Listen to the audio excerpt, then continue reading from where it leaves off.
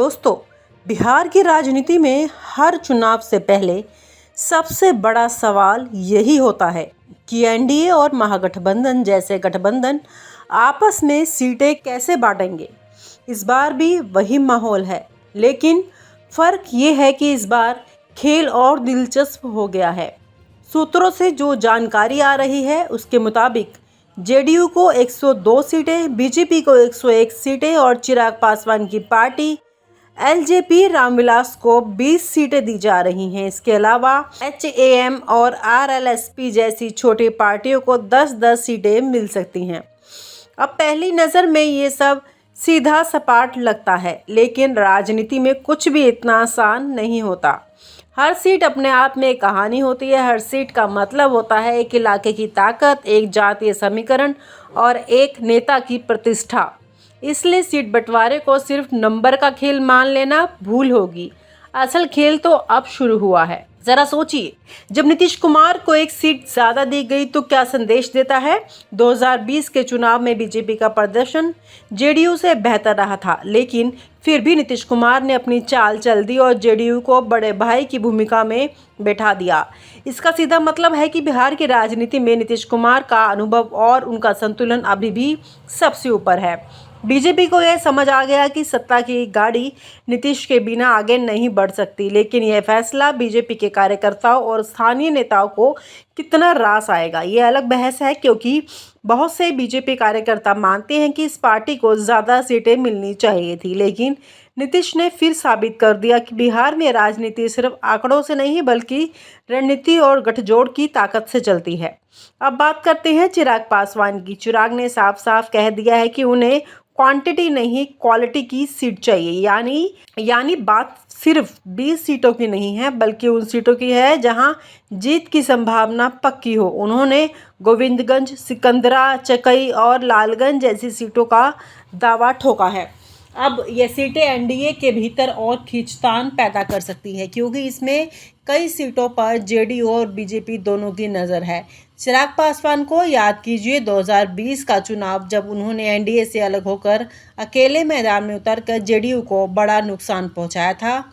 उस समय उन्हें मोदी का हनुमान कहा गया था, लेकिन नीतीश के खिलाफ उनकी रणनीति ने पूरे चुनाव को हिला दिया था। इस बार वे एनडीए में हैं, लेकिन उनकी महत्वाकांक्षा अब भी वही है। सवाल यह है कि क्या उनकी ये मांग गठबंधन के लिए सिरदर्द बन सकती है। यहाँ पर मंत्री संतोष सुमन का बयान याद रखना चाहिए। उन्होंने कहा था कि सबको सम्मानजनक सीटें मिलेंगी और कोई नाराज नहीं होगा, लेकिन क्या इतना आसान है जितना राम मांझी की एचएएम पार्टी ने भी ज़्यादा सीटों की मांग रखी है। मांझी ने कहा कि उनकी पार्टी अब राष्ट्रीय पार्टी के रूप में अब रजिस्टर्ड हो चुकी है, इसलिए उनका दावा मजबूत है।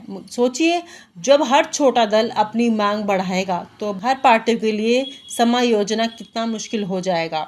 इस खींचतान में एनडीए की एकता की असली परीक्षा होगी। अगर किसी दल को कम सीटें मिली और वह नाराज हो गए तो यह चुनाव से पहले ही गठबंधन की कमजोरी उजागर कर सकता है। अब थोड़ा फ्लैशबैक लेते हैं। साल 2020 के चुनाव में जेडीयू ने 115 सीटों पर और बीजेपी ने 110 सीटों पर उम्मीदवार उतारे। नतीजों में बीजेपी ने शानदार प्रदर्शन किया और जेडीयू को नुकसान उठाना पड़ा। इसके बावजूद मुख्यमंत्री की कुर्सी नीतीश कुमार के पास गई। यही बात बीजेपी कार्यकर्ताओं को आज भी खटकती है। वे मानते हैं कि जब जनता ने बीजेपी को ज़्यादा समर्थन दिया तो सत्ता में भी पार्टी को ज़्यादा हिस्सेदारी मिलनी चाहिए थी। लेकिन राजनीति में हकीकत यही है कि नीतीश कुमार के बिना बिहार में सत्ता का समीकरण टिकाना मुश्किल है। इसलिए बीजेपी को समझौता करना पड़ रहा है। ये समझौता 2025 के चुनावों में कितना भारी पड़ेगा, ये देखने वाली बात है। अब असली विवाद ये है कि नीतीश कुमार का बड़ा भाई बनना बीजेपी को अंदर से कितना कमज़ोर करेगा। बीजेपी के स्थानीय नेता मानते हैं कि जनता के बीच यह संदेश गलत जाएगा कि पार्टी ने अपनी ताकत होने के बावजूद नीतीश के आगे झुक गई। दूसरी तरफ नीतीश की रणनीति यह है कि उन्हें मुख्यमंत्री पद हर हाल में चाहिए। यही वजह है कि उन्होंने सीट बंटवारे में खुद को ऊपर रखवाया। अगर एनडीए चुनाव जीतता है तो नीतीश कुमार फिर मुख्यमंत्री होंगे, यह लगभग तय है। लेकिन क्या बीजेपी का कैडर इस फैसले को दिल से स्वीकार करेगा? यही सवाल बीजेपी की अंदरूनी रणनीति में उबाल ला रहा है। चिराग पासवान की भूमिका भी एनडीए के लिए चुनौती है। याद रखिए, 2020 में उन्होंने जेडीयू के खिलाफ उम्मीदवार उतारकर नीतीश को बड़ा झटका दिया था। उस चुनाव ने चिराग को राष्ट्रीय पहचान दिलाई और उन्हें किंग मेकर की छवि दी। इस बार एनडीए ने उन्हें अपने साथ लिया है, लेकिन उनकी मांगें लगातार बढ़ रही हैं। वे सीटें चाहते हैं जहां की उनकी पार्टी को ताकतवर माना जाता है। अगर उनकी ये मांगें नहीं मानी गई तो क्या वे फिर बगावत करेंगे? ये खतरा अभी टला नहीं है। यही कारण है कि एनडीए की बैठकों में सबसे ज्यादा चर्चा चिराग पासवान की रणनीति पर हो रही है। एचएम और आरएलएसपी जैसे छोटे दल भी अपनी ताकत दिखा रहे हैं। जीतन राम मांझी ने तो यहाँ तक कह दिया है कि अगर उनकी पार्टी को इज्जत नहीं मिली तो वह अलग रास्ता चुन सकते हैं। ऐसे में बयानों से गठबंधन की एकता पर सवाल खड़े हो रहे हैं। एनडीए की सबसे बड़ी चुनौती यही है कि हर साथी को संतुष्ट रखा जाए, लेकिन राजनीति में सबको खुश रखना लगभग नामुमकिन है। अगर मांझी या चिराग जैसे नेता नाराज हुए तो इसका सीधा असर चुनावी नतीजों पर पड़ेगा। यही वजह है कि सीट बंटवारे की घोषणा से पहले एनडीए नेतृत्व हर दल में कई दौर की बातचीत कर रहा है। इधर कांग्रेस और महागठबंधन भी अपनी चाल चल रहा है।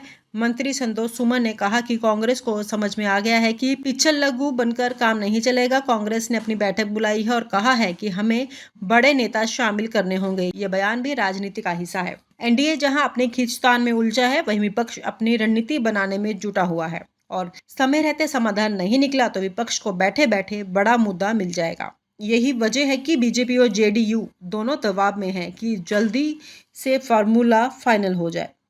तो दोस्तों, बिहार एनडीए का सीट बंटवारा सिर्फ एक गणित नहीं है, बल्कि पूरे चुनाव का भविष्य तय करेगा।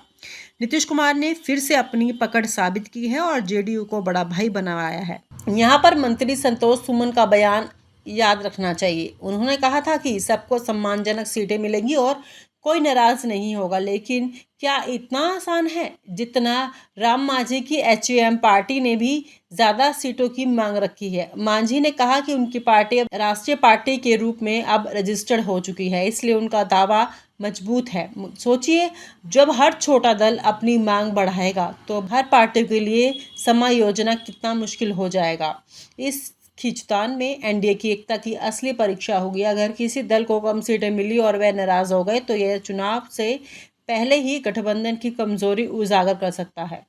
अब थोड़ा फ्लैशबैक लेते हैं। साल 2020 के चुनाव में जेडीयू ने 115 सीटों पर और बीजेपी ने 110 सीटों पर उम्मीदवार उतारे। नतीजों में बीजेपी ने शानदार प्रदर्शन किया और जेडीयू को नुकसान उठाना पड़ा। इसके बावजूद मुख्यमंत्री की कुर्सी नीतीश कुमार के पास गई। यही बात बीजेपी कार्यकर्ताओं को आज भी खटकती है। वे मानते हैं कि जब जनता ने बीजेपी को ज़्यादा समर्थन दिया तो सत्ता में भी पार्टी को ज़्यादा हिस्सेदारी मिलनी चाहिए थी। लेकिन राजनीति में हकीकत यही है कि नीतीश कुमार के बिना बिहार में सत्ता का समीकरण टिकाना मुश्किल है। इसलिए बीजेपी को समझौता करना पड़ा है। ये समझौता 2025 के चुनावों में कितना भारी पड़ेगा, ये देखने वाली बात है। बीजेपी इस समझौते से खुश नहीं है, लेकिन मजबूर है। चिराग पासवान अपनी डिमांड बढ़ा रहे हैं और एचएम जैसी पार्टियां भी दबाव बना रही हैं। विवाद के बीच बोए जा चुके हैं और अब देखना यह है कि क्या एनडीए इस दबाव के बावजूद एकजुट रह पाएगा।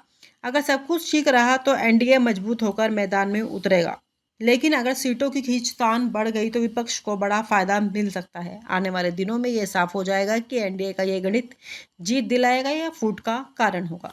और आप हमसे जुड़े रहने के लिए सब्सक्राइब करें YouTube पर, फॉलो करें Twitter पर और लाइक करें Facebook पर। और ज्यादा जानकारी के लिए आपको टाइप करना होगा सिर्फ न्यूज़ नशा।